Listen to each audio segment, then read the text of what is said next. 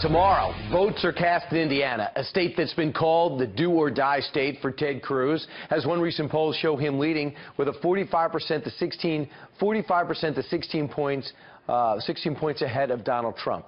49 to 43 to 34 is the latest. But that's a stark contrast to nearly every other Indiana poll, like this one that we showed you this morning, has Trump ahead by 15 points. So what do you believe? Is Cruz killing it or is Trump killing it? Let's ask Tom Bevan, co-founder and publisher of Real Clear Politics. Tom, what do you make of the disparity?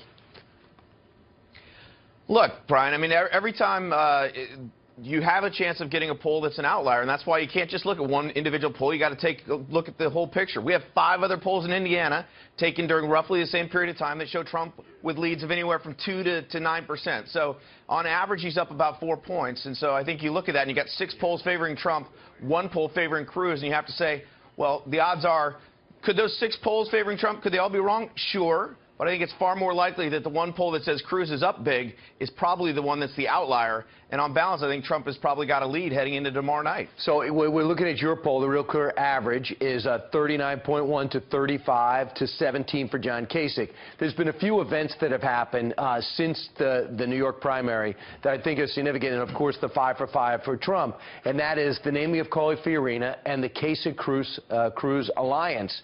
A poll was taken in Indiana about what do you think about the alliance where Kasich drops out and Cruz gets center stage.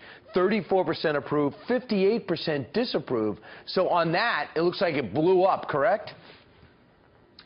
Yeah, I mean, we have that data. It looks like the couple of Hail Marys that Ted Cruz threw last week sort of fell incomplete and haven't reset or changed the dynamic of this race. There's other anecdotal evidence. Frank Luntz did a focus group for Megyn Kelly's show last week, and a couple of folks who were Kasich supporters didn't go to Cruz. They actually went to Trump. So we've seen a lot of that going on, and I think it just really hasn't accomplished what Ted Cruz hoped to accomplish coming out of Trump's victory last week. I sense that Bobby Knight has such gravitas in Indiana by him coming out, which he almost never does, and then campaigning with.